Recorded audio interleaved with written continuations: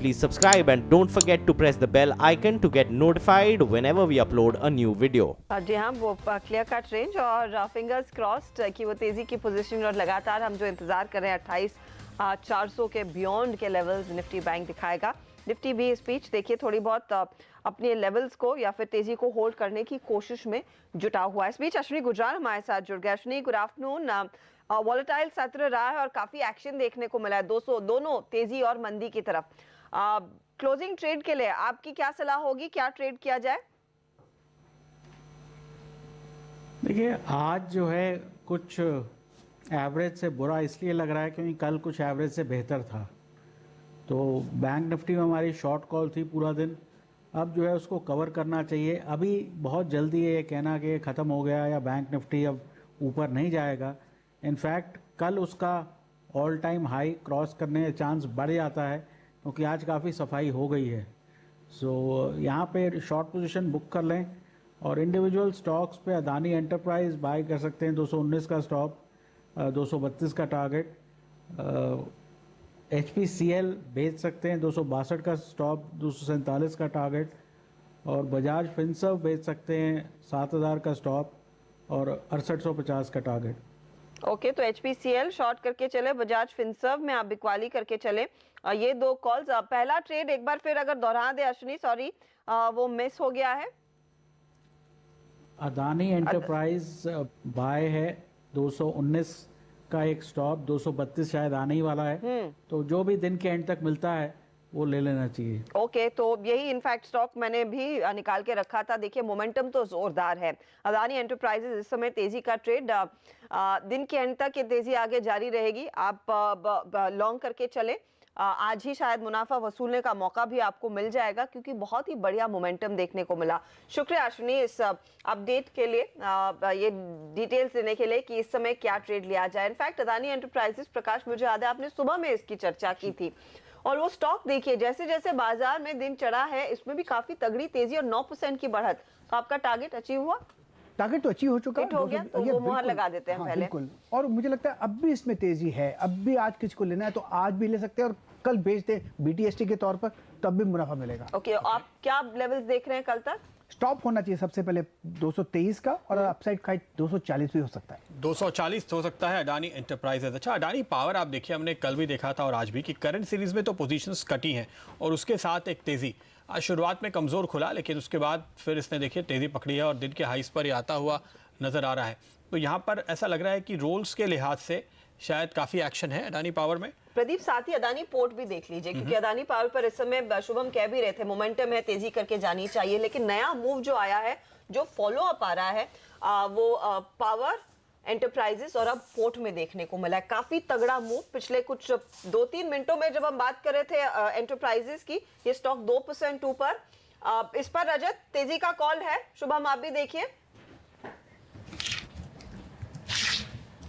देखिए, इसमें तो मुझको जो लग रहा है कि एक बार 387 388 वो रेंज पार कर लेगा तो ये 395 के तरफ जाएगा। और अभी आपने सही कहा कि अच्छी वॉल्यूम के साथ पिछले कुछ मिनटों में बाइंग आया है, तो ये बलबूते पे अगर ये 387 का लेवल आज के अंत तक क्रॉस कर लेगा तो कल 395 से 397 देखने को मिलेगा, ऐसा ही उम्मीद करना चाहिए। और तेजी की पोजीशन अगर ले तो 379 के नीचे स्टॉप लगाइए। शुभम, आप क्या करेंगे? तेजी कर रहे हैं ना? बिल्कुल हसदा, यहाँ पे अगर हम देखें तो 420 के कॉल में भी अनवाइंडिंग होना शुरू हो चुका है जो कि काफ़ी दूर का स्ट्राइक है, बट फिर भी एक डर बना हुआ है बिकॉज जिस तरह से अदानी पावर में मूवमेंट आया है, एक्सपेक्टेशन तो यही है कि यहाँ पे भी एक अच्छा मूव देखने को मिल सकता है। हालांकि ट्रेडिंग पर्सपेक्टिव से मेरी जो सलाह होगी सिर्फ एक BTST यहाँ पे करने की सलाह होगी। मुझे लगता है कल के सेशन में 393 से 394 का एक लेवल देखने को मिल सकता है, तो BTST के तौर पे यहाँ पे लॉन्ग करके जाएं और जो स्टॉप लॉस हमें रखना है वो होगा 382 का। तो 382 के स्टॉप लॉस से यहाँ पे BTST किया जा सकता है। ओके, BTST की राय यहाँ पर अडानी पोर्ट में, अडानी एंटरप्राइजेज में प्रकाश दे रहे थे, अडानी पोर्ट में शुभम दे रहे हैं। हिंडाल्को पे नजर डालिए और आज ये वायदा कारोबार का बड़ा गेनर है, 2.5% ऊपर। कुछ देर पहले अर्षदा आपने इसकी चर्चा की, हमने कल सुबह स्टॉक 2020 में इसको चुना था और कल इसने 3-3.5% के जबरदस्त रिटर्न दिए। ऐसे दिग्गज बहुत कम इस तरह के मूवमेंट देते हैं, लेकिन कल से ही आप देखिए बेस मेटल और स्टील दोनों ही पूरे के पूरे मेटल पैक में जो खरीदारी दिखी है, ऐसा लग रहा है कि एक टर्न अराउंड, एक अच्छे मूवमेंट की तैयारी है। एक बड़ा ड्राइवर इसके लिए क्या है? एक बड़ा ड्राइवर है इसके लिए फिलहाल डॉलर की कमजोरी, और उसका पूरा फायदा इन्हें मिलता हुआ नजर आ रहा है। इंसिडेंटली आज सुबह हमारे कई एक्सपर्ट्स इस पे बुलिश थे। सुदर्शन सुखानी ने करीब 236 के टारगेट के साथ आपको आज हिंडाल्को में खरीदारी की राय दी थी। उसके बाद सुमित बगड़िया हमारे साथ जुड़े थे और उन्होंने भी हिंडाल्को पे कॉल खरीदने की सलाह दी थी। 230 के स्ट्राइक वाला कॉल वो आपके सामने लेकर आते हैं। 230 रुपए के स्ट्राइक वाला कॉल जो उस समय था 3-3.5 रुपए के आसपास। डायरेक्टर साहब जरा दिखाइए हिंडाल्को 230 स्ट्राइक वाला कॉल कहाँ है इस समय? 6 रुपए 85 पैसे। तो जो 6 रुपए से 8 रुपए की टारगेट जोन थी वो अचीव हो चुका है। इस पे तो एक मोहर लगाइए पहले। 6 रुपए का पहला टारगेट आ गया, 8 रुपए तक भी जाने की गुंजाइश है, तो आप इस पोजीशन को बरकरार रखें। लेकिन हिंडाल्को ने देखिए आपको हर तरफ पैसे कमा कर दिए, चाहे आपने कैश में लगाया, चाहे आपने ऑप्शन में लगाया। 7 रुपए के करीब पहुंचता हुआ 75%। क्या ज़बरदस्त मूव दिया है इसने। लेकिन इस समय मेटल सेगमेंट से अगर आपको एक स्टॉक चुनना हो, रजत क्या चुनेंगे आप? देखिए आपने डिस्कस कर चुके हैं बोल के ऐसा नहीं, बट ये हिंडाल्को का जो चार्ट पैटर्न है ये दिखा रहा है कि 242 से 245 रुपया की इसका टारगेट बनता है और 233 के नीचे अगर आप क्लोजिंग प्राइस बेसिस पे स्टॉप लगा के लेंगे तो इसमें सबसे ज़्यादा मूवमेंट होने की गुंजाइश है। मेरे ख्याल से इससे बेहतर चार्ट पैटर्न शायद नहीं मिलेगा, लेकिन ऑलमोस्ट सिमिलर चार्ट पैटर्न जिसमें दिखता है, लेकिन उसका आज की मूवमेंट उतनी अच्छी नहीं है बोल के हम नहीं कहा है। वेदांता का 233 रुपये का लेवल पार करके सस्टेन कर जाएगा तब उसमें खरीदारी कीजिए। और आज का जो अभी का लेवल है इससे थोड़ा ऊपर, मतलब 230 के नीचे आपको स्टॉप लॉस लगा के लेना पड़ेगा।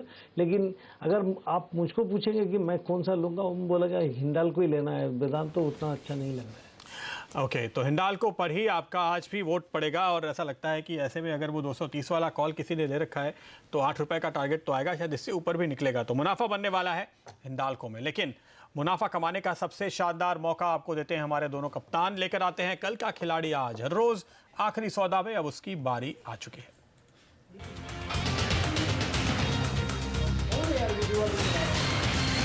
नीरज और हेमंत दोनों हमारे साथ जुड़ चुके हैं। सबसे पहले चलिए शुरुआत करते हैं। नीरज बताइए।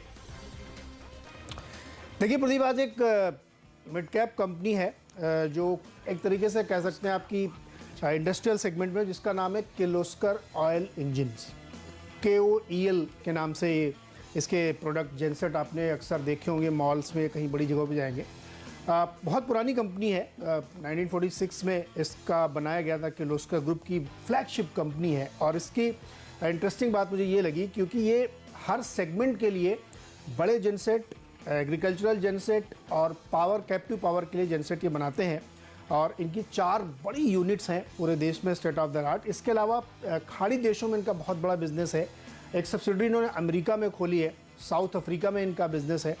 और इसका फ़ायदा इनको इसलिए मिल रहा है क्योंकि अब जैसे जैसे इंडस्ट्रियल सेगमेंट में तेज़ी बनती हुई दिख रही है तो उसका इनको फ़ायदा। और ये एक तरीके से लीडर है इस जेनसेट सेगमेंट में। इंटरेस्टिंग है कि 5 kV से लेकर के 3000 kV तक के इनके पास इंजन्स हैं जो नॉर्मल यूज़ के हैं। उसके बाद जो इंडस्ट्रियल में है उसमें हॉर्स पावर्स में बहुत ऊंचे लेवल के, यानी बहुत हाई कैपेसिटी के ये बना पाते हैं। साइलेंट जनरेटर्स हैं। लेटेस्ट इन्होंने टेक्नोलॉजी इस्तेमाल करके उनमें बायोफ्यूल और गैस का इस्तेमाल शुरू किया। अभी तक ये जो डीजल से चलते थे, तो अब उन्होंने जो नया शुरू किया कि जो अल्टरनेट फ्यूल्स आ रहे हैं जिसमें गैस है, बायोफ्यूल्स है, वेजिटेबल ऑयल्स हैं, उससे भी इनके जेनसेट चलते हैं। और इसके लिए इसमें ज़्यादा डिमांड बढ़ती है क्योंकि सस्ते होते हैं, लागत कम आती है, साइलेंट जनरेटर्स होते हैं, तो बड़ा इसमें एक है। चुनने की वजह ये थी कि इनके जो Q4 के नंबर्स हैं वो बड़े इंटरेस्टिंग मुझे लगे। रेवेन्यू इन्होंने करीब 820 करोड़ का Q4 में दिखाया, जिसमें करीब 16% का उछाल है। मुनाफे में 36% का उछाल है, करीब 50 करोड़ के आसपास पहुंच गया है। मार्जिन में 2% का इम्प्रूवमेंट होके ये 10% के आसपास आ गई है। और 1000 करोड़ रुपए कंपनी के पास कैश पड़ा हुआ है। तो फाइनेंशियल बहुत इंपॉर्टेंट है और डेट फ्री है कंपनी के ऊपर कोई कर्ज नहीं है, तो इस वजह से और अट्रैक्टिव बन जाती है। इसमें एक दिलचस्प डेवलपमेंट हो रहा है जो जानना बहुत ज़रूरी दर्शकों के लिए। एक तो इसकी शेयर होल्डिंग का समझिए, प्रोमोटर के पास 59.3% है और नालंदा कैपिटल इंडिया के पास 9.61% है। खबर ये चल रही थी कि इनके चूंकि किर्लोस्कर ग्रुप बहुत बड़ा है 4-5 भाइयों के बीच में, तो थोड़ा सा विवाद हुआ है कि कुछ पैसे ऐसे को लेन देन को लेकर के। इस बीच खबर ये आई कि ब्लैकस्टोन इसमें बड़ी हिस्सेदारी खरीदने में इच्छुक है। ये 1-2 महीने पहले खबर आई थी और वो अभी तक इस दिशा में काम चल रहा है। अगर वो 26% स्टेक इसमें लेते हैं तो उसके बाद उनको ओपन ऑफर आना पड़ेगा। इससे हिंट इसलिए भी मिलता है क्योंकि जो इनकी शेयर होल्डिंग आप देखें तो बहुत सारे इंस्टीट्यूशनल शेयर होल्डर्स के पास है, शायद नालंदा भी अपनी स्टेक उनको बेच सकता है। तो इस वजह से ये और अट्रैक्टिव बेट यहाँ पे बन जाती है।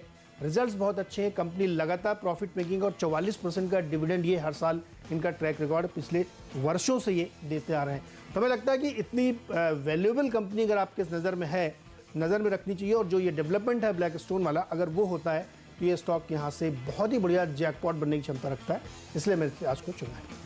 ओके, किर्लोस्कर ऑयल है वो स्टॉक जो आप चुन रहे हैं। रजत दा, बताइए क्या टारगेट्स हैं आपके? टारगेट और क्या देगा, उन्होंने तो जो कहा है उसके चलते नीचे 250 से शुरू करके 292, अभी 92 रुपया में है। इसका टारगेट जो है 310 का मैंने बना रहा था, बट अभी जितना ऊपर चल दिया है, कल के लिए कुछ बच के रह गया, हमको तो समझ में नहीं आ रहा है। लेकिन इतना बोलूँगा कि इनका अभी आपका ये जो सेगमेंट है, इसके शुरुआत में ही लोग ले लेते हैं, तो जो ऑलरेडी ले चुके हैं उनको 310 का टारगेट मान के इसको बने रहना चाहिए। और अभी करंट लेवल है 293, इसका स्टॉप लॉस जो है 282 के नीचे रखिए, 310 की उम्मीद करके 310 तक पहुंच जाना चाहिए। और ये पिछले आज के दिन ये पिछले 3 महीना का हाई बना रहा है, शायद 2.5 महीना का तो हाई हो ही रहा है। बिल्कुल, तो ऐसा ही हमें तेजी देख करके पहले भी कई बार लगा था, लेकिन आप बॉम्बे बर्मा जरा निकाल के देखिए, जिस दिन ये चलना शुरू हुआ उसके बाद 2 दिन 3 दिन चलता ही रहा है। और ये एक ही स्टॉक नहीं है, ऐसे बहुत सारे स्टॉक हैं जो इस सेगमेंट में हमारे कप्तानों ने बताए हैं, और वो स्टॉक लगातार आपको एक अच्छी तेज़ी निकाल कर देते हैं। पूरे हफ्ते का चार्ट देखिए तो आपको अंदाज़ा लगेगा। तमाम स्टॉक्स में हमने बहुत ही स्ट्रॉन्ग फॉलोअप बाइंग देखी है, तो ये यहाँ पर भी दिखाई देगी, इसमें कोई शक नहीं है। लेकिन इस बीच एक अहम खबर आ रही है और हमारे डायरेक्टर साहब बार बार कह रहे हैं कि वो खबर हमें देख लेनी चाहिए, तो उस पर आते हैं। IDBI बैंक का स्टॉक आपके सामने लेकर आएंगे। LIC के बोर्ड की बैठक होने वाली है 4 सितंबर को, और उसमें और स्टेक बढ़ाने पर विचार किया जाएगा। खबरें आ रही हैं कि इमीडिएटली करीब 7% के आसपास हिस्सेदारी बढ़ाई जा सकती है। इसकी वजह यह है कि कैश की ज़रूरत है, कैपिटल की ज़रूरत है बैंक को, तो वो जल्द से जल्द दिया जाएगा। 8% स्टेक ऑलरेडी है, 7% और जोड़ा जा सकता है, और फिर आगे अगले 2 महीने के अंदर बाकी की हिस्सेदारी भी LIC एक्वायर करेगा IDBI बैंक में। इस खबर के चलते आपने निचले स्तरों से एक बहुत ही शार्प रिकवरी स्टॉक में आते हुए देखी है। नुकसान अब काफ़ी कम हो चुका है और अब ये कुछ ही देर में मुनाफे में लौटता हुआ भी नज़र आएगा, तो इसमें कोई संदेह नहीं है।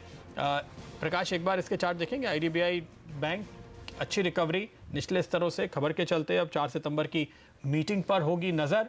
61 रुपये 20 पैसे का लेवल है इस समय। शायद एक हो सकता है एक अपू मिले, अगर अपू मिलता है तो कुछ 63 to 68 ये एक जोन है, उस जोन तक जा सकता है। बहुत ही स्ट्रॉन्ग सपोर्ट जोन 59 का है, स्टॉप लगाकर चले 59 का, तो अब भी एक ट्रेड लॉन्ग साइड का बनता है IDBI बैंक। ओके, 59 का स्टॉप लगाकर आप तेजी जारी रख सकते हैं स्टॉक में, यह है कॉल प्रकाश की ओर से। लेकिन लौटते वापस कल का खिलाड़ी, आज हम बात कर रहे थे तो पहला स्टॉक आपको मिला किर्लोस्कर ऑयल, वो एक बार फिर आपकी स्क्रीन पर लेकर आएंगे। जबरदस्त तेजी 15% के करीब देखने को मिली है। लेकिन अब दूसरा स्टॉक कौन सा है? हमारे दूसरे कप्तान हेमंत हमारे साथ हैं। हेमंत, बताइए। PNB गिल्ड साहब, ये वो छोटी टिकट साइज का शेयर है जो आज हमने चुना है। कल हमारी टीम में रहने का दमखम रखता है। PNB की सब्सिडरी है, ये सब जानते हैं। PNB किस तरह से अपने नॉन कोर एसेट्स को बेच रही है, ये सब जानते हैं। PNB हाउसिंग फाइनेंस के लिए बंधन बैंक आगे आ रहा है, ये सब आपको पता है। लेकिन बाजार आगे की सोचता है, इसके बाद क्या होगा, कुछ और नॉन कोर एसेट्स को PNB बेचेगा। और देखिए ये बात तय हो चुकी है, नीरव मोदी मामले के बाद PNB को कई एसेट्स बेचने हैं। बीच में खबरें तो ये भी आ रही थी कि PNB को अपने इंपॉर्टेंट हेडक्वार्टर्स की लिए भी शायद बोलियां मंगानी पड़े।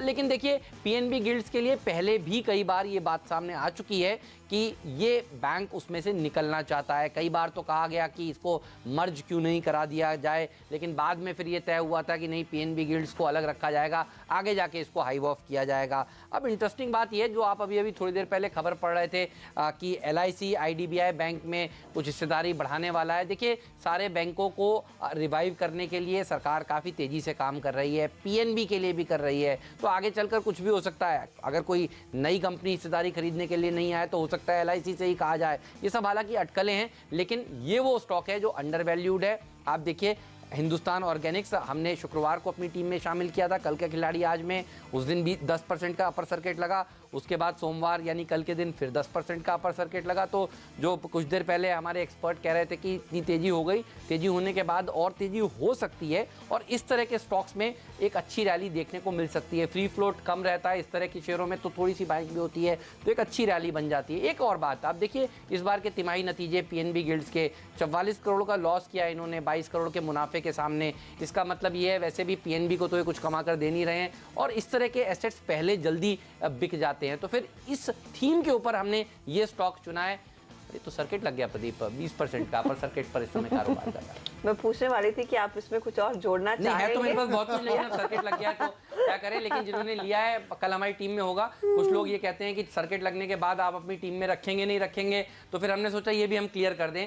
ये हम एक्सेप्शन करेंगे, अगर इस स्टॉक में सर्किट लग जाए तो अगले दिन हमारी टीम में रहने वाला है, क्योंकि लोग कहते हैं कि स्टॉक 2020 का नियम है, सर्किट वाला शेयर हम नहीं बताएंगे, लेकिन ये एक एक्सेप्शन है क्योंकि कल का खिलाड़ी आज हमारा वायदा है कि हम कल अपनी टीम में शामिल करेंगे, तो इसको तो हम टीम में शामिल करने वाले। नीरज, आपकी टीम में भी शामिल होगा ना किर्लोस्कर हाँ, और वो भी उसमें भी 20% सर्किट लग गया सर्किट पे।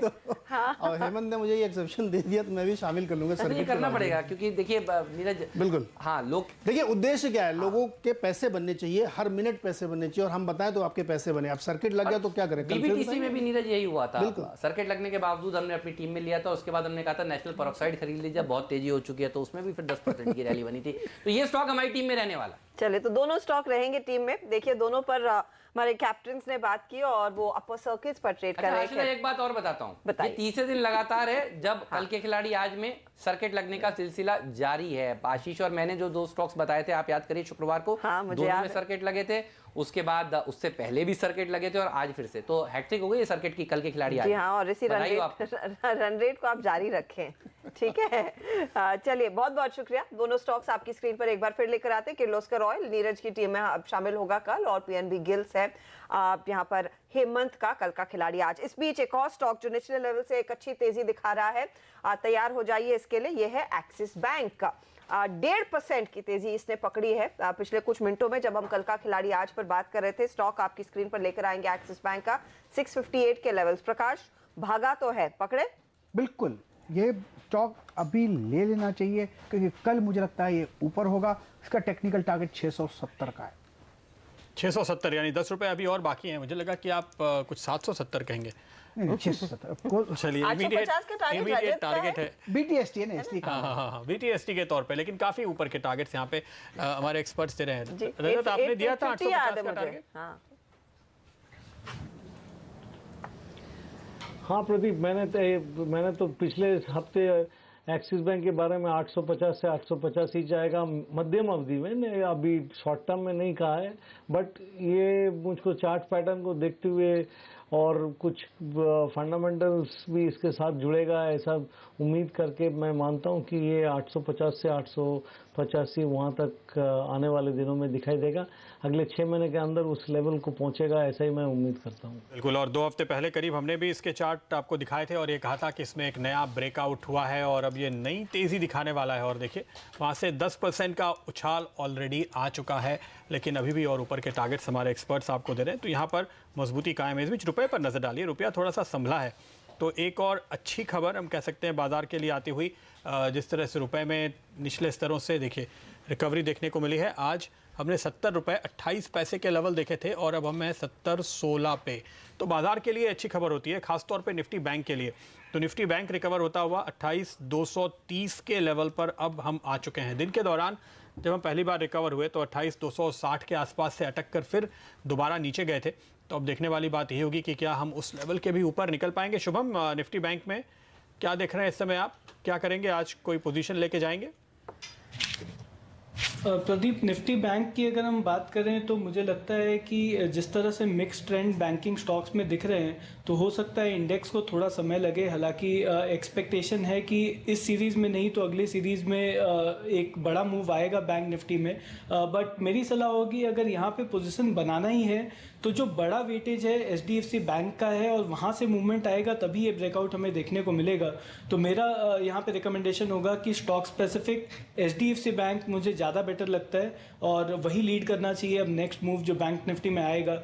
तो एचडीएफसी बैंक में जैसा थोड़ी देर पहले मैंने बताया 2140 तक का पहला टारगेट मुझे लगता है पॉसिबल है। दूर के कॉल में अनवाइंडिंग होना शुरू हो चुका है एचडीएफसी बैंक में, तो मुझे लगता है बैंकिंग स्टॉक्स में इंडिविजुअल एचडीएफसी बैंक में तेजी करनी चाहिए। बैंक निफ्टी जब भी 28400 के पार निकले तब एक फ्रेश पोजीशन बनाया जा सकता है, बट करंट लेवल पे मैं एचडीएफसी बैंक को प्रेफर करूंगा। ओके, तो एचडीएफसी बैंक पर ज्यादा जोर दिया जाए, वहां पर एक्शन देखने को मिल रहा है।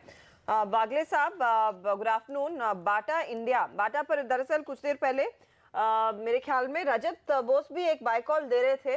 देखिए स्टॉक में मोमेंटम बढ़ रहा है, आप भी खरीद कर चलेंगे क्या? 28 रुपए ऊपर अब। आफ्टरनून अर्शदा, बिल्कुल खरीद। आइडियल बीटीएसटी कैंडिडेट है, करंट लेवल पे ही लेके जाना चाहिए। मुझे लगता है ये कम से कम 1.5 से 2% की मूव यहाँ से देगा। मुझे लगता है ये 1110 1115 का टारगेट आपको कल मॉर्निंग में ही मिलेंगे। साथ ही निफ्टी बैंक भी देखिए वागले साहब, जो प्रदीप भी मेंशन कर रहे थे, अब सिर्फ 12 पॉइंट की ही गिरावट रह गई है। कॉल लेंगे, तेजी करेंगे क्या? बिल्कुल तेजी करेंगे। मॉर्निंग में हमारा मंदी का व्यू था लगभग 28,220-30 के आसपास, उसका टारगेट 28,100 था जो आया नहीं, एक 60-70 पॉइंट गिरा बट टारगेट नहीं आया। मैं समझता हूँ वो कॉल हमने क्लोज कर दिया है। ये लेवल पे मैं बाय करने की सलाह दूंगा, एक 28,230 के स्टॉप लॉस से एक 60-70 पॉइंट की आप रिस्क लेंगे और मुझे लगता है कल आपको 28,450 से लेकर 28,500 तक मिल सकते हैं। ओके, इस बीच स्टरलाइट टेक का स्टॉक जरा स्क्रीन पे लाइए। यहाँ पर हम देख रहे हैं आज काफ़ी अच्छे खासे वॉल्यूम के साथ खरीदारी और वो अब भी जारी है। इस समय दिन के हाइस के करीब ही ट्रेड करता हुआ ये स्टॉक आपको नज़र आएगा स्टरलाइट टेक का। प्रकाश, इसके चार्ट देखिए। स्टरलाइट टेक 359-360 के करीब इस समय चल रहा है, 3.5% ऊपर। लेकिन तकरीबन 2 हफ्ते से हम यहाँ पे लगातार प्रेशर देख रहे थे। पहली बार एक तेज़ी का मूव बनता हुआ दिख रहा है इसमें और काफ़ी मजबूत बड़ा मूव है। जी, मुझे तो चार्ट अच्छा लगता है। हायर टाइम फ्रेम बेसिस पर आज ले लेना चाहिए। स्टॉप होगा 358 का, टारगेट 367 to 370 जोन्स। मुझे लगता है वहां तक जाना चाहिए। स्टरलाइट टेक्नोलॉजी बढ़िया चार्ट है। 370 के लेवल्स आप कह रहे हैं इसमें? 367 to 370 बिल्कुल सही। ठीक है, तो 370 आज भी शायद 360 आ जाए, मुझे surprise, I won't be surprise. Okay, 5% ऊपर है और भी एक्शन देखने को मिलेगा। मोमेंटम है स्टॉक में। इनफैक्ट कई दिनों बाद इस स्टॉक में हमने देखा फिर एक्टिविटी देखने को मिली है। टीएस हरिहर हमारे साथ जुड़ गया। हरि, स्टरलाइट टेक्नोलॉजीज मेरे ख्याल में आप ट्रैक करते हैं कंपनी को? नहीं, हमें ये स्टॉक पसंद है क्योंकि जिस तरह से जियो का एक बहुत ही एग्रेसिव ब्रॉडबैंड प्लान है, मेरे ख्याल से इसका एक डायरेक्ट बेनिफिशियरी स्टरलाइट टेक्नोलॉजीज हो सकता है। तो हमारा मानना है कि even at these prices, despite the fact that पिछले आई थिंक कुछ महीनों में काफ़ी एक बड़ा स्ट्रॉन्ग रैली देखा है, even at these price I think Jio के एक्सपेंशन प्लान देखते हुए मुझे स्टरलाइट टेक्नोलॉजीज काफ़ी अच्छा लग रहा है। तो ये कॉल फिलहाल आपके लिए आते हुए फ्यूचर ग्रुप की बात से हमने आज के शो की शुरुआत की थी। हमने कहा था कि कल इनकी एजीएम है और उसके पहले आप नज़र रखिए फ्यूचर एंटरप्राइजेज और फ्यूचर कंज्यूमर, ये 2 चार्ट आपकी स्क्रीन पर लेकर आएंगे। ये देखिए इस समय की स्थिति। फ्यूचर कंज्यूमर आपके सामने, पिछले घंटे भर में आपने एक अच्छा अपमूव देखा है। फ्यूचर एंटरप्राइजेज दिन के हाइस पर ये भी पहुँचता हुआ नजर आया है। तो ये दोनों स्टॉक्स जहाँ हमारे एक्सपर्ट्स तेज़ी की राय दे रहे थे, प्रकाश ने आपको कहा था कि एक अच्छा मौका यहाँ पर दिखाई देता है, उनमें उछाल आया है। हरिहर, इस पर आपकी क्या राय है? जिस तरह की चर्चाएं हैं कि यहाँ पर कुछ बड़े ग्लोबल प्लेयर्स खरीदारी कर सकते हैं और इनफैक्ट बियानी जी ने ये कहा है, उनका ये संकेत साफ है कि वो सोच रहे हैं हिस्सा बेचने के लिए, फंड रेज करने के लिए, बड़े इन्वेस्टर्स को बीच में लाने के लिए। लेकिन अभी जो ये खबरें पिछले 2 दिनों में निकल कर आई हैं, इसका कोई कंफर्मेशन हमें कंपनी से नहीं मिला है। लेकिन कल और आज 2 दिनों में अच्छी मजबूती दिखी और कल अब एजीएम है। क्या लगता है आपको, क्या करेंगे आप इसमें? नहीं, मुझे लगता है कि जितने भी जो रिटेल और ई कॉमर्स प्लेयर्स हैं इंडिया में, इनके पास शायद अभी और ज़्यादा चारा नहीं होगा इसके सिवाय कि they sell their stake to a big investor.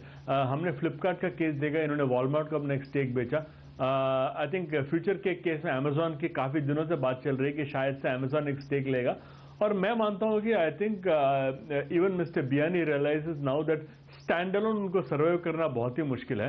आपके पास रिलायंस की तरह रिसोर्सेज हो तो अलग बात है, लेकिन उनके अलावा आई थिंक और किसी भी ग्रुप को इंडिया में अमेजोन और वॉलमार्ट का सामना करना आई थिंक बहुत मुश्किल है। तो I think it is only logical, आज नहीं तो कल मेरे ख्याल से इन्वेस्टमेंट आना चाहिए, और जब आएगा तो आई थिंक ये जो फ्यूचर ग्रुप का नेटवर्क है, जो इनका सेल्स पेडिग्री है, वो आई थिंक काफ़ी हद तक इसका वैल्यू और बढ़ेगा मार्केट में। ओके, तो आप खरीदारी करेंगे क्या इस ग्रुप में? कोई स्टॉक जो आपको पसंद आता हो या एक से अधिक स्टॉक जो आपको पसंद आते हो? नहीं, मुझे फ्यूचर ग्रुप के आई थिंक सारे स्टॉक्स अच्छे लग रहे हैं, और मैं मानता हूं कि यदि ये अमेजोन का डील हो गया तो the entire future group should actually benefit from it. तो इसके सारे ग्रुप स्टॉक्स में अच्छे लगते हैं। ओके, स्पीच आप देखिए हिंडाल्को 4% ऊपर, JSW स्टील भी आपके सामने लाएंगे, और कल भी इस स्टॉक पर हमारी नज़र थी, इस स्टॉक ने भी बहुत ज़बरदस्त तेज़ी दिखाई है। वेदांता इस समय अगर आप देखें तो न केवल आज पूरे दिन बल्कि जाते जाते भी तगड़े वॉल्यूम के साथ अगर कुछ बड़े दिग्गज स्टॉक्स में खरीदारी हो रही है तो ये तीन हैं, JSW, हिंडाल्को और वेदांता। इन तीनों में बहुत ही ज़बरदस्त खरीदारी अब भी बनती हुई नजर आ रही। तो मेटल की तेज़ी लगता है अर्शदा कि यहाँ से आगे जारी रहेगी। इन पर हमने कॉल भी लिए हैं, तो हमने जो तेज़ी की राय दी वो बिल्कुल सटीक बैठती हुई दिखाई दे रही है। अब तक के ट्रेड में ये तो हम कह सकते हैं नए हाइज बनते हुए JSW स्टील में नज़र आए हैं, नए हाइज बनते हुए एक्सिस बैंक में नज़र आए हैं, और एक और स्टॉक मेरे रडार पे आ रहा था जहाँ पे हमने नए हाइज देखे हैं, वो है पीरामल एंटरप्राइजेस। 3075 का इसका पहले नया हाई था, आज इसने 3108 का नया हाई छू लिया है। ये स्टॉक लगातार हमारे एक्सपर्ट्स ने आपको यहाँ पर तेज़ी के कॉल दिए हैं, आज भी अच्छी तेजी, नए हाईस भी, तो एक फिर से ब्रेकआउट जैसा सिनेरियो है। मुझे याद है वागले साहब की रेडार पर लगातार था। प्रकाश ने इस हफ्ते कहा था, प्रकाश आपका 3050 का टारगेट मुझे डिस्टिंक्टली याद है, उसके आगे भी आपने एक बड़ा टारगेट दिया था, क्या वो 3100 के ऊपर का था? मुझे वो ध्यान नहीं है, लेकिन 3150 का था, वो अचीव हो चुका। 3150 आज तो हिट हो गया। वागले साहब आप भी क्या खरीदेंगे अभी भी पीरामल एंटरप्राइजेस को? हिंडाल्को नहीं खरीदूंगा। लगभग हमने 2850-2900 के आसपास से बात की थी 2 दिन पहले, और 3150-3200 का मेरा टारगेट था, जो 3150 का तो टारगेट आ गया है, तो ज़्यादा कुछ बचा नहीं है। मैं ये नहीं कहता हूँ कि वीक है, but risk to reward match नहीं होगा। ओके, लेकिन प्रकाश कह रहे थे भी हिंडाल्को ही खरीदेंगे, और बिल्कुल यार ऐड करना बहुत चाहिए। अच्छा मुंह नजर आता है, इतना मोमेंटम है कि लगता है कि कल तो ऊपर जरूर जाएगा, शायद 245 to 250 तक जाने की पूरी संभावना है। स्टॉप होगा 235 का हिंडाल्को। ओके, तो 235 का स्टॉप लॉस और हिंडाल्को में तेजी की पोजीशन लेकर चले। देखिए मोमेंटम जहां पर है उसी पर फोकस है सिम्बीसी आवास का, और मोमेंटम मेटल्स में लगातार बढ़ रहा है। नाल्को का हम जिक्र कर रहे थे, नाल्को ने भी एक यू टर्न दिखाया है, तो हिंडाल्को, वेदांता, टाटा स्टील की तेजी को देखकर जो भी मंदी हुई थी वो भी कवर हो चुकी है। अब ये पॉजिटिव टेरिटरी में आ गया है स्टॉक का। एक दो और काउंटर्स है जहां पर मैं देख रही हूँ एक अच्छा ट्रैक्शन निचले लेवल्स पर आना शुरू हो रहा है। एक तो है कोल इंडिया। शुभम बताइए, कोल इंडिया में कोई ट्रेड लिया जाए या फिर ये स्टॉक है जो आगे फीका पड़ जाएगा?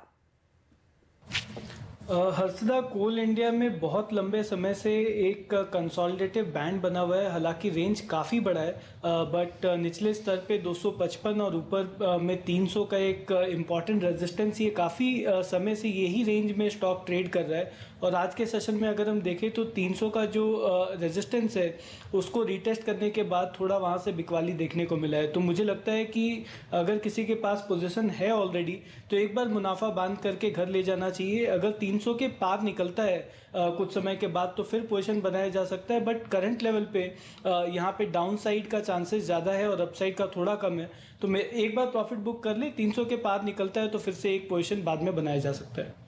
ओके, और इस बीच स्टरलाइट टेक आपके स्क्रीन पे फिर से लाएंगे। देखिए हमने बात की, उसके बाद से करीब 2 से 3% का उछाल और देखने को मिल गया है।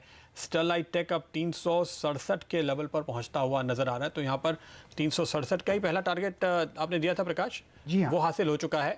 370 या 71 का दूसरा टारगेट था, 70 का दूसरा 370। तो दूसरे टारगेट का इंतजार है, पहला टारगेट आज हासिल ही हो आ गया। जाएगा, अभी आ जाएगा थोड़ी देर में। लगता तो ऐसा ही है जिस रफ्तार से जा रहा है। तो पहला टारगेट हासिल हुआ, उसकी मोहर लगाइए और उसके बाद हम आगे बढ़ते हैं। अच्छा, एक स्टॉक और मुझे दिख रहा है, वो है फाइजर। और जो आज सुबह हमारी बात हो रही थी, अतुल सूरी कह रहे थे कि एमएनसी फार्मा, वो कंपनियां जो विदेशी कंपनियां हैं लेकिन भारत में अपना कारोबार करती हैं, वहां से दवाएं यहां लाकर बेचती हैं। फाइजर उनमें से एक दिग्गज स्टॉक है और आज पहले घंटे में ही मजबूती बननी शुरू हुई थी। इनफैक्ट पिछले 3 दिनों में इसने काफ़ी ज़बरदस्त तेज़ी दिखाई है और ये करीब 3000 से 3700 तक आ गया। आज सुबह अगर जब हम बात कर रहे थे उस समय भी आपने इसमें खरीदारी की होगी तो करीब 200-250 रुपए के मुनाफे पर आप कम से कम बैठे होंगे, क्योंकि देखिए शुरुआत तो फ्लैट थी, उसके बाद ये पूरी तेज़ी बनी है। लेकिन अब यहाँ पे रजत क्या दिखता है आपको? देखिए, इसका लॉन्ग टर्म टारगेट पहले से जब 3000 से नीचे था, उस टाइम में 4100 आ रहा था, तो वो टारगेट मैं उम्मीद कर रहा था कुछ महीनों बाद में आएगा, लेकिन अभी जिस रफ्तार से ऊपर की तरफ जा रहा है, लगता है 4100 काफ़ी जल्दी आ जाएगा। मतलब इस साल के अंत तक हम एक्सपेक्ट कर रहा था, तो ये लगता है सितंबर में ही 4100 तक पहुंचा दे तो कोई बड़ी बात नहीं होगी, क्योंकि 2900 से 3700 जिस रफ्तार से ऊपर आए हैं, ये 4100 पहुंचने में और कितना टाइम लगाएगा। और 4100 के टारगेट आ सकते हैं, अभी भी मौका है आपके पास, अगर आप यहाँ पर थोड़ा वक्त देते हैं तो नज़र डालिए। लेकिन निफ्टी बैंक पे जो अब पॉजिटिव हो चुका है, मिड कैप इंडेक्स अभी भी नीचे है, मार्केट ब्रेथ अभी भी कमज़ोर है, लेकिन निफ्टी बैंक ने बहुत ही ज़बरदस्त रिकवरी दिखाई है और अभी आ गया है 28270 पे। इसलिए अहम है क्योंकि हम आपको पहले बता रहे थे 28260 पे हम आकर अटक गए थे जब हमने शुरुआती गिरावट के बाद पहली बार 11 बजे के आसपास रिकवरी देखी थी। उसके बाद अब पहला ये मौका है जब हम उस लेवल के ऊपर आए हैं, तो हमने गिरावट को पचा लिया और निचले स्तरों पर अगर आपने तेज़ी के मौके ढूंढे, जैसे कि हमारे एक्सपर्ट्स आपको बता रहे थे, और कुछ देर पहले हमने आपको बताया था कि देखिए रुपया अब चूंकि मजबूत हुआ है तो निफ्टी बैंक भी मजबूत होगा, और बिल्कुल ऐसा ही हुआ। दूसरी बात हमने आपको आज सुबह भी बताई, इस कार्यक्रम की शुरुआत में भी बताई, HDFC बैंक आज का बड़ा ड्राइवर बनने वाला है और HDFC बैंक का चार्ट भी आपकी स्क्रीन पर लेकर आएंगे। सबसे बड़ा कंट्रीब्यूशन इस रिकवरी में देखिए 62 पॉइंट का अब निफ्टी बैंक पर अगर आया है तो वो HDFC बैंक की ओर से ही आया है। वो चार्ट स्क्रीन पर लाएंगे डायरेक्टर साहब? जी हाँ, देखिए दिन के हाइस पर ये पहुँचता हुआ और केवल 3/4% के आसपास की तेज़ी है, लेकिन इसका वजन इतना ज़्यादा है कि 1% निफ्टी बैंक अगर चल जाए तो वो 1% अगर HDFC बैंक चल जाए तो वो निफ्टी बैंक का दिशा बदल देता है, और वही इस समय हम होते हुए देख रहे हैं। लेकिन अब बारी है आपको बताने की कि चार्ट का चैलेंज में कौन बना आज का विजेता।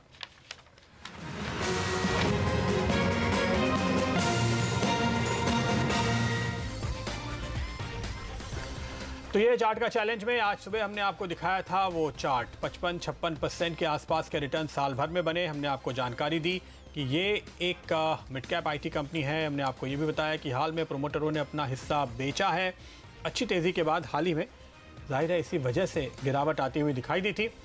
तो वो स्टॉक कौन सा था और आज का विजेता कौन बना, अब आपको बताने की बारी आ चुकी है। हेक्सावेयर 427 पर इस समय चल रहा है और हाल में जो गिरा इसी वजह से, क्योंकि प्रोमोटर्स ने अपना हिस्सा बेचा। और आज के विनर राणा दत्ता जमशेदपुर से। राणा, आपको बहुत बहुत बधाई आज की इस कामयाबी के लिए, और आपको हमारे गिफ्ट पार्टनर बारवा की ओर से मिलेगा एक क्लॉक रेडियो ब्लूटूथ स्पीकर। कल सुबह 11 बजे आपसे हम बात करेंगे। आप क्योंकि हेक्सावेयर का जिक्र कर रहे थे प्रदीप, एक और मिड कैप IT कंपनी है जिसकी चर्चा CNBC आवाज ने काफी दफा की है और इसमें लोगों ने अच्छा खासा मुनाफा भी कमाया। ये फिर से आया है तेजी की तरफ। नो गेसेस या फर्स्ट सोर्स की मैं बात कर रही हूँ, 73 के लेवल्स पर अब फर्स्ट सोर्स ट्रेड करता हुआ। देखिए पिछले कुछ मिनटों में यहाँ पर अच्छा खासा मोमेंटम देखने को मिला है और वॉल्यूम्स पर ध्यान दीजिए, वॉल्यूम जोरदार है कंपनी के आज के ट्रेड में। प्रकाश, 72.45 खरीदेंगे आप? कल भी पैसा बनेगा क्या? बिल्कुल, आज खरीदना चाहिए। 71 का स्टॉप लगाइए। नेक्स्ट कल के करीब 75 to 77 ये जोन नजर आता है। फर्स्ट सोर्स लीजिए 75 के लेवल्स, उसके आगे 77 की तैयारी होगी। देखिए BTSD एक और कॉल आपके लिए आ रहा है। वागले साहब, आपको याद होगा हमने काफी चर्चा की, निचले लेवल से एक अच्छी रिकवरी दिखाई, फिर स्टॉक में करेक्शन देखने को मिला है। ये क्या इस तेजी का दूसरा हिस्सा है?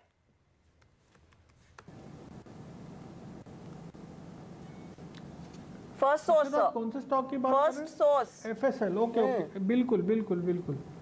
मैं ये स्टॉक में कब से काफ़ी टाइम से बुलिश हूँ। आज एक फ्रेश ब्रेकआउट हमको देखने को मिल रहा है और ये ब्रेकआउट होते हुए एक 70-71 का एक अहम रेजिस्टेंस क्रॉस कर रहा है, तो आपका स्टॉप लॉस काफ़ी क्लोज बैठेगा 68.50 69 का। और मुझे लगता है अगर आप इसको 2 से 3 से 4 हफ्ते देंगे तो ये स्टॉक 80-81 तक जा सकता है। ओके, 80-81 तक जा सकता है, 80-81 तक के लेवल फर्स्ट सोर्स आपको दिखाएगा। अच्छा, जेट एयरवेज आपके सामने लेकर आते हैं, और जेट एयरवेज में आज सुबह हमने देखा कि शुरुआती गिरावट के बाद एक रिकवरी तुरंत शुरू हो गई और वो अब तक जारी है, और अब ये स्टॉक पिछले कुछ मिनटों में करीब 5-5.5% ऊपर आ चुका है। हरी, इस पर आपकी क्या राय है? नतीजे के बाद जिस तरह से तमाम डिटेल्स दिए, फंड रेजिंग की, कॉस्ट कटिंग की योजनाएं कंपनी ने, मैनेजमेंट ने सामने रखी, क्या उससे आप कन्विंस्ड हैं? मार्केट तो कन्विंस लग रहा है। आई थिंक मार्केट तो सिर्फ एक सीधा बात देख रहा है कि ये स्टॉक ने पिछले 2 क्वार्टर में काफी बड़े लॉस रिपोर्ट कर दिए, और जहां तक ऑयल प्राइसेस का इम्पैक्ट का सवाल है, मैं मानता हूं कि लगभग most of the oil price impact is now factored into the stock price, और ये स्टॉक आई थिंक 700 से लगभग 300 के नीचे आ गया है। तो डेफिनेटली आई थिंक जो भी इम्पैक्ट ऑयल प्राइस का वो लगभग फैक्टर हो चुका है, तो यहाँ से डाउनसाइड रिस्क तो ज्यादा नहीं है। चैलेंजेस 2-3 ये है, एक तो इन्हें कॉस्ट कटिंग करना है। उन्होंने कहा कि 2000 करोड़ अगले 2 साल में काटेंगे, which will include rationalisation of routes, which will also include man power cost cutting. तो इसका नतीजा हमें देखना पड़ेगा ये कैसे आता है। तो I think the start is in the right direction. इनका सबसे बड़ा चैलेंज ये है कि इनका जो cost per average seat kilometre है वो आई थिंक इंडिगो के तुलना में बहुत ही ज्यादा है। तो जब तक उसे नीचे नहीं लाएंगे, आई डोंट थिंक कंपनी कोई प्रॉफिट बना सकेगी। तो आई वुड बिलीव दैट सबसे बड़ा चैलेंज ये होगा, और ये 2000 करोड़ का जो कॉस्ट कटिंग करेंगे उससे डेफिनेटली इनका cost per average seat kilometre कम हो जाएगा। ओके, तो देखते हैं कॉस्ट कटिंग कितना कारगर साबित होता है। आज देखिए स्टॉक पे लोगों ने फिर से निचले लेवल्स पर तेजी की है। रजत, अगर आप एक ट्रेडर हैं, आप क्या करेंगे? 300 पर फिर दस्तक दे रहा है जेट एयरवेज। देखिए, जेट एयरवेज के बारे में मेरा व्यू ये था कि जिस दिन 258 का लो बनाया था, उसी दिन का आप बार देखेंगे तो उसमें आपको लगेगा कि एक वो उसका मतलब ओपन एंड क्लोज बीच में था और बहुत बड़ा वाइड रेंजिंग डे था। वो आज इतना नेगेटिव न्यूज़ होते हुए भी वो लो टेस्ट नहीं हुआ, और आज काफ़ी अच्छी वाइट कैंडल बना के 296 के आसपास चल रहा है। हाँ, मैं हरी से पूरी तरह सहमत हूँ कि जब तक कि इसका एफिशिएंसी नहीं बढ़ेगा, ये प्रॉफिट में आना इसके लिए मुश्किल है। लेकिन एक ट्रेडर के नाते इसमें अभी भी यहाँ से 20-25 रुपया मिलने की पॉसिबिलिटीज़ है। जहाँ तक मैं देखता हूँ 317 से 324 के बीच में ये दोबारा एक बार उस लेवल को टेस्ट करेगा, ऐसा पॉसिबिलिटीज़ है, जिसके कारण आपको 283 के नीचे इसको स्टॉप लगाना चाहिए। थोड़ी सी बड़ा स्टॉप हो जा रहा है 10-12 रुपया का, और आपको ऊपर में भी उतना ही मिलेगा। इस हिसाब से एक पोजिशनल ट्रेड आप ले सकते हैं। आज का जो वॉल्यूम है वो भी पिछले 3 बार ऐसा हुआ है, रिकॉर्ड वॉल्यूम हुआ है, आज के दिन 3rd टाइम है, तो ये ऊपर की तरफ जाएगा, यहाँ से ऐसा ही उम्मीद करना चाहिए। टेक्निकल्स तो यही बता रहे हैं जी। काफ़ी इंटरेस्टिंग है, और इसके चार्ट्स पर हमने पहले भी नज़र डाली, और हमारा एक अंदाज़ा था कि ये इस महीने यानी अगस्त की सीरीज़ में एक इम्पॉर्टेंट लो बनाने की, एक बॉटम बनाने की कोशिश करेगा। संकेत ऐसे ही हैं। अभी तक इंतज़ार सिर्फ इस बात का है कि कंपनी की ओर से पुख्ता जानकारी नहीं मिल रही है कि वो क्या कर रहे हैं, कहाँ पे वो हिस्सेदारी बेच पाएंगे, किस तरह से वो कैपिटल रेस करेंगे। सारे विकल्प ढूंढे जा रहे हैं, और आज सुबह चूंकि इन सवालों के साफ जवाब नहीं थे, तो आपने एक बार डिप देखी, लेकिन उसके बाद ये फिर से तुरंत रिकवर होता हुआ नजर आया, और अच्छी खासी मजबूती इसमें बन चुकी है। कुछ और स्टॉक्स जहाँ पर जाते जाते लोग तेज़ी कर रहे हैं, NFL नेशनल फर्टिलाइज़र में खरीदारी देखने को मिली है, और आज सुबह से ही चूंकि तमाम केमिकल फर्टिलाइज़र शेयरों में तेज़ी थी।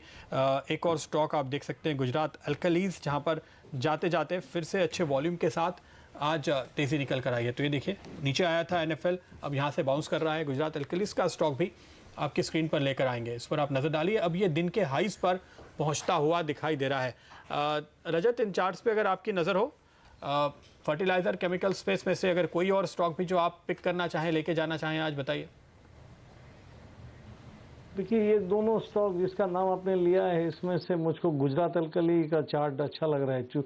गुजरात अल्कली को देखते हुए मुझको ये लग रहा है कि ये जो कॉन्जेशन पैटर्न बना रहे, ये 575 के ऊपर अगर ट्रेड करने लगेगा तो ये पिछले जो वी शेप रिकवरी का टॉप था 584 का, वो दोबारा टेस्ट कर लेगा। इसका ये तो या तो उससे ऊपर भी जाएगा, मतलब I am looking at a price of around 625, 625 के आसपास पहुंचेगा, ऐसा मैं उम्मीद कर रहा हूं। और ये कंजेशन जोन से बाहर निकलते ही वो जो पुरानी मोमेंटम दिखाया था ये रिकवरी के शुरुआत में, वो मोमेंटम इसमें दोबारा आ जाएगा। और जब इसमें चलने लगेगा तो इसमें कोई शॉर्ट पोजीशन किसी को लेना नहीं चाहिए, क्योंकि इसका चार्ट पैटर्न में यही है कि अगर ये जिस तरफ चलेगा उस तरफ डायरेक्शनल मूव कई दिन तक चलता है, तो कोई उल्टा तरफ में पोजीशन मत बनाइएगा। ओके, तो उल्टी पोजीशन ना ले, अगेंस्ट द ट्रेंड ना जाए, 625 का टारगेट रखे सामने और तेजी कीजिए गुजरात एल्कलीज में। बागले साहब, मेटल्स पर हमने काफी बातचीत की, आपके रेडार पर कोई स्टॉक आया है इस समय? हर्षिता, JSW स्टील मुझे बहुत ही अच्छा लग रहा है, जिस तरह से पैटर्न उभर कर आया है। मुझे लगता है 375 टू 378 कल के दिन में मिल सकता है। ये लेवल पे भी BTST किया जा सकता है, करंटली एट 366, 367। एक 3 रुपए का स्टॉप लॉस लीजिए और मुझे लगता है 375 तक राइड करिए। ओके, तो 375 की तैयारी JSW स्टील में। देखिए 3% से ज्यादा का उछाल इसमें देखने को मिला है। अच्छा मोमेंटम देखा जा रहा है। मोमेंटम वाले कई स्टॉक्स हैं। एक तो भारत फोर्ज मेरी स्क्रीन पर आया, 1.5% ऊपर, ओपन इंटरेस्ट भी 5% से ज्यादा का, रोल ओवर की पोजीशन 40-41% की देखने को मिल रही हैं। साथ ही साथ आप देखिए स्पाइस जेट में भी तेजी। प्रकाश, बेहतर ट्रेड किसमें दिख रहा है, क्या लेंगे? मुझे लगता है भारत फोर्ज एक बेहतर ट्रेड लगता है। बहुत ही स्ट्रॉन्ग सपोर्ट तो 650 के आसपास है। 670 तो मुझे लगता है चला जाएगा। 670, 75 जोन्स वहां तक जरूर चला जाएगा कल तक, ऐसा लग रहा है। अच्छा मोमेंटम है, अच्छा बेस बना हुआ है और यस इट्स अप। ओके, तेजी है इसमें, लेकिन हमारी रिसर्च टीम कह रही है फार्मा कंपनियों पर भी एक बार नजर डाल लें। सिप्ला, लुपिन और सन फार्मा। सिप्ला नीचे 650 के नीचे के लेवल्स देखने को मिल रहे हैं। सन फार्मा भी स्क्रीन पर लेकर आते हैं। यहाँ पर क्या हुआ, ये भी करीब करीब हल्का होने शुरू हो रहा है। सन फार्मा और लुपिन 1% नीचे। पोजीशंस हल्की कर रहे हैं क्या प्रकाश इन फार्मा कंपनियों में? जी नहीं, मुझे लगता है फार्मा कंपनी का थोड़ा नजरिया लंबा कर देना चाहिए। शॉर्ट टर्म नहीं होना चाहिए, लंबा होना चाहिए। ये बॉटम आउट प्रोसेस से हो रहा है और लगता है बॉटम आउट हुआ है। ओके, तो बॉटम आउट हो रहा है, तेजी की पोजीशन में ही रहे, निचले लेवल्स मिल रहे हैं तो खरीद ले स्टॉक्स में, ये राय बन रही है। हरी, ऑटो एंसिलरीज, भारत फोर्ज का क्योंकि हम जिक्र कर रहे थे, उससे मुझे याद आया मदरसन सुमी का शेयर आज देखिए एकदम तेजी पकड़ा हुआ है। 2% तक की बढ़त आज इंट्राडे, 2-3% तक की बढ़त इसने दिखाई, 1-1% ऊपर है। ये जो मेक्सिको और यूएस के बीच फिर से ट्रेड टॉक शुरू हो रहा है और वहां पर कारोबार को शायद बढ़ावा मिलेगा। मदरसन सुमी बिजनेस करता है मेक्सिको में, उनके प्लांट्स हैं, बड़ी बड़ी कंपनियों को सप्लाई करते हैं। दूसरी तरफ JNA एक्सेल भी सप्लाई करता है। ये क्या आपको लग रही है एक अच्छी स्टोरी पक सकती है? कुछ अलग आइडियाज ढूंढने की कोशिश करें इस मार्केट में तो ऑटो एंसिलरीज, जहां पर यूएस मेक्सिको वाला कनेक्शन है। नहीं, जहाँ तक मदरसन सुमी का सवाल है, इनका बहुत बड़ा एक्सपोजर जैसे आपने कहा लैटिन अमेरिका में है और उससे बड़ा एक्सपोजर इनका यूरोप में है। तो आई थिंक फिलहाल जो यूरोप में चर्न हो रहा है, जैसे ब्रेक्सिट आ रहा है, आई थिंक वहाँ पे इटली का क्राइसिस चल रहा है, तो उसकी वजह से आई थिंक थोड़ा सा इसका जो प्रॉस्पेक्ट्स है थोड़े डिम रहे हैं। आपने देखा होगा कि पिछले कुछ महीनों में स्टॉक काफी ऊपर के लेवल से करेक्ट भी हो चुका है और आई थिंक इससे बड़ा ट्रेंड ये है कि जहां तक यूरोप का सवाल है, वहां पे एक मेजर शिफ्ट हो रहा है आउट ऑफ डीजल। और क्योंकि ये खास करके डीजल कार्स के लिए मदरसन सुमी, वोल्क्सवैगन जैसे कंपनीज के लिए बहुत सारा इक्विपमेंट सप्लाई करती है। आई थिंक डीजल कार्स पे ओवरऑल एक डिमांड कंप्रेशन आया, तो इसका इम्पैक्ट पड़ रहा है। मैं मानता हूँ ये एक सेक्युलर इम्पैक्ट है और शायद आने वाले 6 महीने से 1 साल तक रहेगा। तो मुझे नहीं लगता कि ये स्टॉक कहीं भाग के ऊपर जा रहा है। आई थिंक आपको आगे भी मौके मिलेंगे लोअर लेवल्स पे खरीदने के लिए। आज चेज ना करें, आगे आपको डिप्स मिलेंगे। लेकिन प्रकाश, निकल पड़ा है JNA एक्सेल का शेयर, ये भी 4-4.5% ऊपर और आज 1 बजे में हम इन्हीं कंपनियों की बात कर रहे थे, आपको याद होगा। खरीदेंगे? मुझे लगता है खरीदना चाहिए कि 3 दिनों से एक लोअर लेवल से गिरे थे और ज्यादा गिरावट नहीं हो रही थी। नहीं गिरने से एक स्प्रिंग बाउंस एक्शन हुआ है। पॉसिबल है कि टारगेट 375, 380 हो, स्टॉप होगा 365 का। मुझे लगता है 380 तक भी चला जाएगा JNA एक्सेल। ओके, जाते जाते एक स्टॉक देखिए, जय कुमार इंफ्रा, और आज सुबह से इस पर नज़र इसलिए है क्योंकि सिटी ने इस पर एक रिपोर्ट निकाली है और काफ़ी लंबे टारगेट्स दिए हैं। हालांकि शुरुआत बहुत सुस्त सी थी लेकिन क्लोजिंग अच्छी दिखाई दे रही है। दिन के हाई से कुछ नीचे ज़रूर आया है लेकिन 5 गुना वॉल्यूम यहाँ पर देखने को मिले हैं इसके औसत वॉल्यूम के मुकाबले।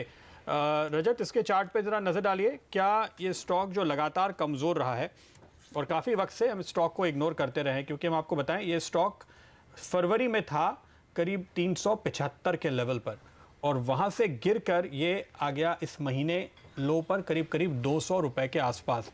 अब वहाँ से ये रिकवरी देखी गई है और सिटी बैंक ने इस पर रिपोर्ट निकाली है। ऊपर के टारगेट्स वो देख रहे हैं, उनको उम्मीद है कि हाल के जो हाइज रहे हैं इस साल के फरवरी वाले, उनके काफ़ी करीब फिर से चला जाएगा ये स्टॉक।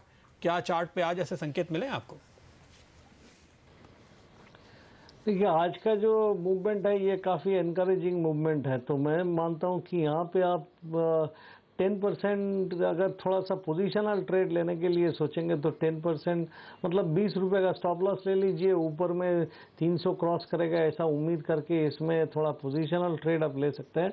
और अगर बहुत शॉर्ट टर्म ट्रेड लेंगे तो 267, 268 उसके लिए आपका स्टॉप लॉस 7-8 रुपया नीचे लगाइए तो भी चलेगा। 267, 268 तक एक बार मोमेंटम में वो पहुंचा देगा, ऐसा उम्मीद करना चाहिए। वागले साहब, आपको क्या लगता है इस चार्ट पे? प्रदीप, मैं थोड़ा सा वेट करूंगा। हालांकि जिस तरह से क्लोज हो रहा है मूवमेंट तो है अच्छी, मैं ना नहीं कहता, बट थोड़ा सा मुझे कंफर्मेशन चाहिए, तो मैं थोड़ा सा वेट करूंगा। जय कुमार इंफ्रा की अब बात कर रहे हैं, मुझे लगता है 247, 248 के पार निकलेगा तो फिर बाय करके चलना चाहिए। तो यहाँ पे एक क्लासिकल जो हम कहते हैं इनवर्स हेड एंड शोल्डर का पैटर्न बना है और अच्छी गिरावट के बाद इस पैटर्न की खासियत ये है कि ये बॉटम पे ही बनना चाहिए और तभी इसकी अहमियत होती है। और वो आप आज जिस तरह से अच्छे वॉल्यूम के साथ इससे ब्रेकआउट देख रहे हैं, सुबह भी हमने ये स्टॉक देखा था, लेकिन मेरा ये ख्याल था कि 240 के ऊपर अगर ये निकलता है और वहाँ बंद होता है तो हम इसकी बात करेंगे, तभी बात करेंगे। और चूंकि हमने ये देखा आज, देखिए 243 पे बंद हो रहा है, तो एक ब्रेकआउट के साथ, वॉल्यूम के साथ और एक बड़े एफआईआई ब्रोकर की रिपोर्ट के साथ आज ये क्लोजिंग दिखा रहा है, इसलिए लगता है कि आज का ये मूव तो अहम है। और एफआईआई ब्रोकर का टारगेट है 416 का, ये भी आप ध्यान में रखिए। उन तमाम टेक्निकल लेवल्स के बीच सिटी कह रहा है 416 के लेवल्स देखने को मिलेंगे, इसीलिए वो एक्शन देखा गया है। चलिए, आखिरी 2 मिनट बचे हैं आज के ट्रेड के, फटाफट देख लेते हैं मार्केट में हो क्या रहा है। आखिरी 1 घंटे में निचले लेवल से एक अच्छी रिकवरी देखने को मिली। निफ्टी बैंक होपफुली वो पॉजिटिव टेरिटरी में जाकर टिक जाएगा। निफ्टी देखिए 50.2 पर और सेंसेक्स 200 पॉइंट की बढ़त पर जाकर टिकेगा, ये आसार बने हैं। कहां पर तेजी आई तो हिंडाल्को आज का आउट परफॉर्मर है 4% ऊपर। पिछले आधे घंटे में यहीं पर सबसे ज्यादा कॉन्सेंट्रेटेड तरीके से खरीदारी हुई है। अदानी पोर्ट में हमने देखा निचले लेवल्स पर नई तेजी की पोजीशंस, कुछ शॉर्ट की पोजीशंस कवर हुई। रिलायंस इंडस्ट्रीज में 2-2.5% तक की तेजी देखने को मिल रही है। वेदांता हो, मारुति हो, HDFC हो, ये स्टॉक्स ने परफॉर्म किया है।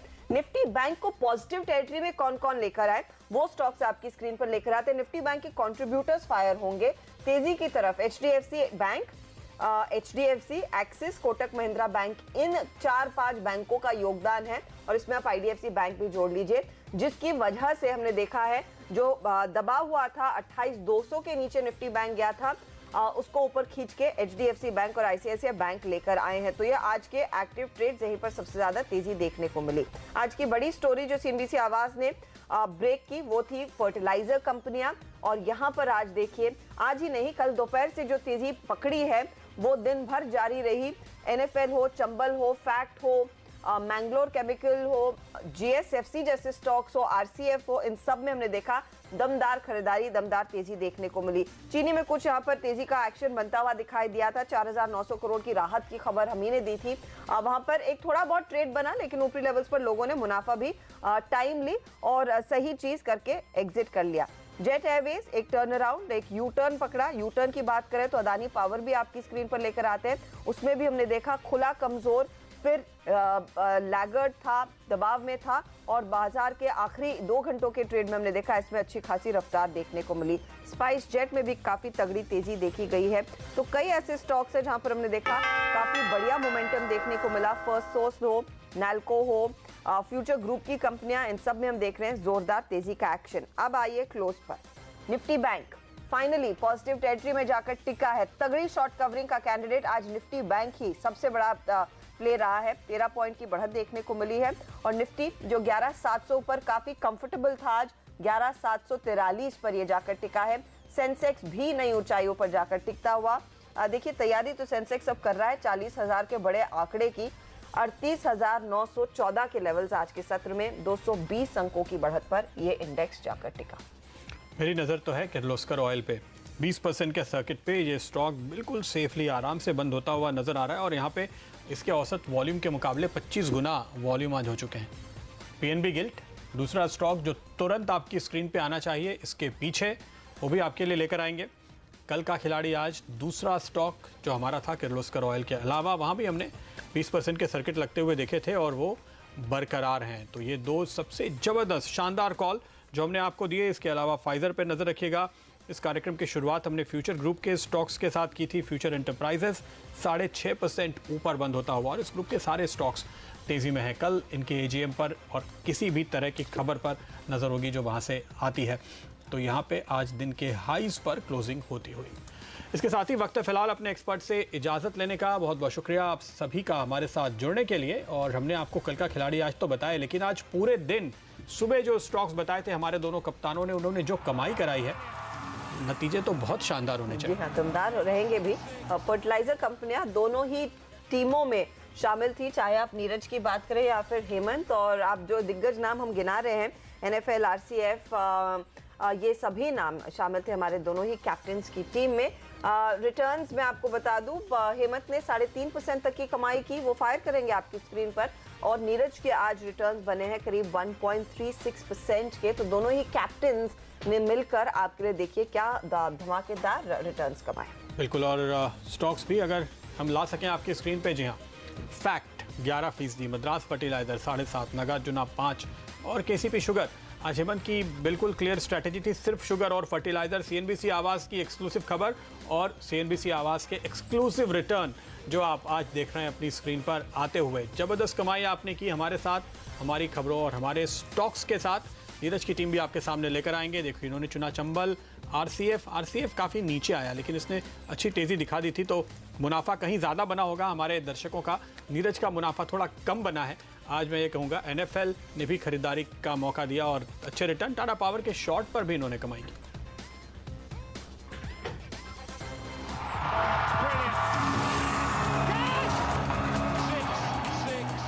ये तो बाजार की बात हुई जहां पर लगातार तेजी का सिलसिला जारी है और बुल्स उड़ान भर रहे हैं। लेकिन अब बात करते हैं ड्रोन्स की, क्योंकि देश में ड्रोन को भी कमर्शियल उड़ान भरने की इजाजत मिलेगी। सरकार ने ड्रोन पॉलिसी जारी कर दी है। दिसंबर से लाइसेंस लेकर ड्रोन का कमर्शियल इस्तेमाल भी किया जाएगा। तो अब ड्रोन आपके घर पिज्जा डिलीवर कर पाएगा या नहीं, इसी पर हमारी खास चर्चा में आप जुड़िएगा जरूर कंज्यूमर अड्डा में आज शाम 5:57 पर। लेकिन इसके अलावा हमारी नजर होगी, बाजार की नजर है 2019 के चुनाव पर भी। तो 2019 के चुनाव के लिए बीजेपी ने अपनी तैयारी शुरू कर दी है। आज आवाज अड्डा में हम आपसे पूछ रहे हैं कि क्या 2019 की तैयारी में बीजेपी विपक्ष पर भारी है। आप हमारे ट्विटर हैंडल CNBC_आवाज पर जाकर अपनी राय दे सकते हैं।